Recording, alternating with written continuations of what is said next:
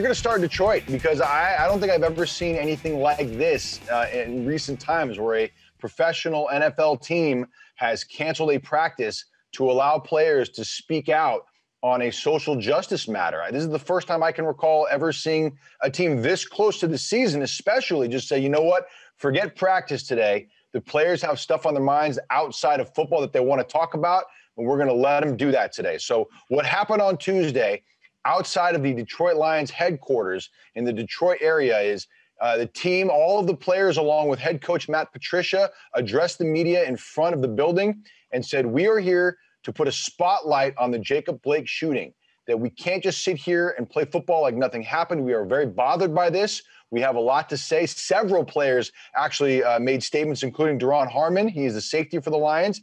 And even quarterback Matt Stafford spoke out on the situation.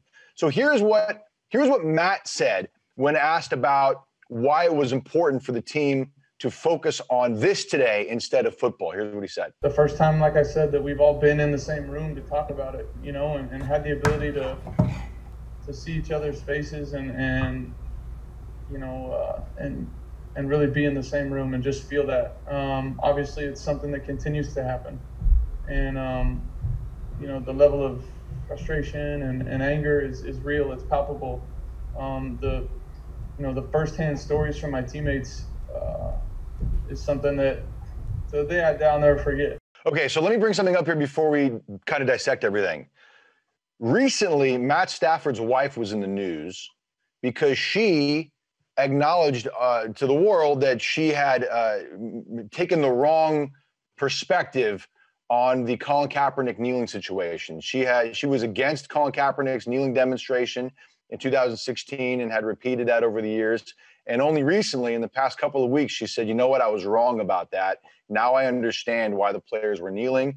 It was wrong of us to kind of feel the feelings that we had about Colin and other NFL kneelers. And now you see Matt Stafford helping to lead the way with his teammates to put a focus on social justice and police brutality. Renee, again, you know, we talk about this a lot. You opted out of the 2020 WNBA season to work on social justice, to focus on social justice and police brutality matters. What goes through your head when you see the Lions taking such a big stand today?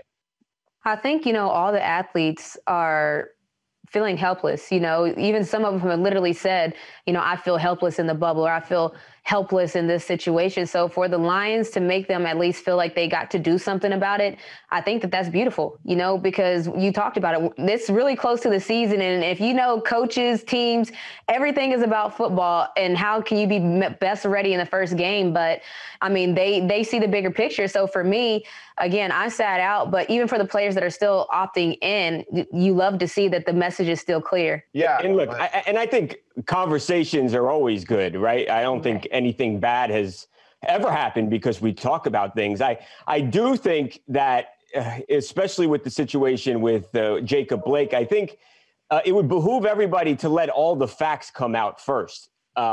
You know, at this point, and look, that very well may be a terrible shooting, and I will be right at the front. And I will lead the charge to have those cops fired, and then, like I said yesterday, prosecuted. And I hope they go to jail for a very, very long time if this was a bad shoot. But I think we need to let the facts come out here so we have a full understanding about what happened. As I'm watching the city here burn down, I see people pointing guns at reporters, small businesses being burned down to the ground.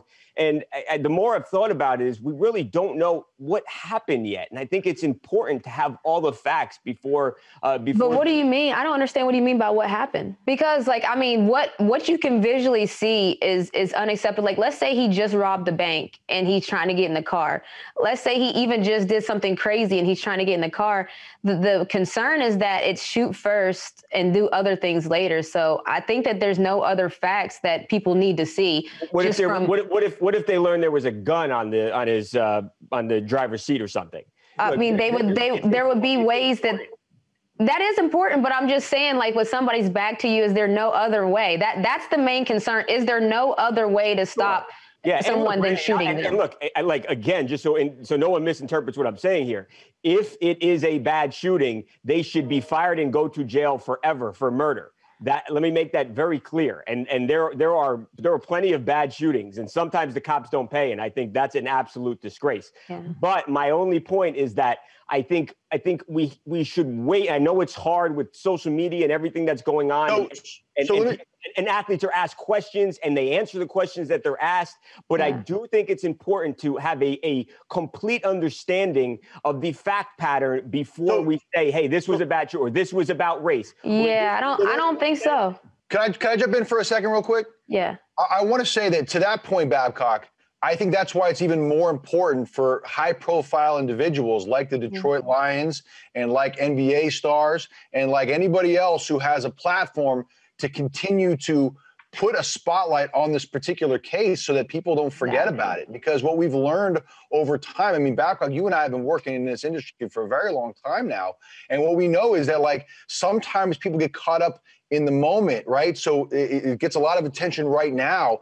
But what happens 2-3 months down the line, 4 or 5, it's easy. People forget, they're on to the next thing.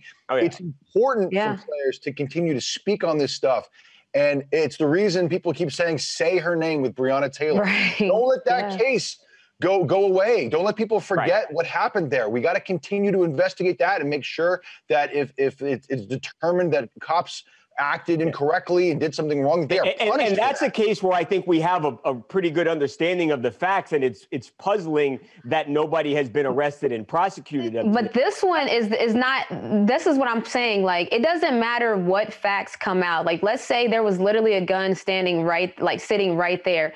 I still don't think that's the reason for 7 shots in the back. That's what I'm saying. I think that there should be whatever facts come out, even if there was a gun within arm's reach, his back is to you. Can you not tackle it? Like, is there not things that you can do, tase him? So the point is, whatever facts come out, I think that the situation, the cops need to learn how to de-escalate. I think that's the topic. It's not necessarily what got them to that point. Is the fact that there has to be a de-escalation. My point is that I don't know, and I don't think many people know, besides the police officers and the man who unfortunately was shot 7 times by the cops. My only point is sometimes I think it's better to wait, find out what the facts are, and then we can judge and act more accordingly. Renee, final word? No, I just think that I don't need to know many more facts than how is there needs to be another way. Like, I don't care what happened beforehand, there needs to be another way. That's my thought.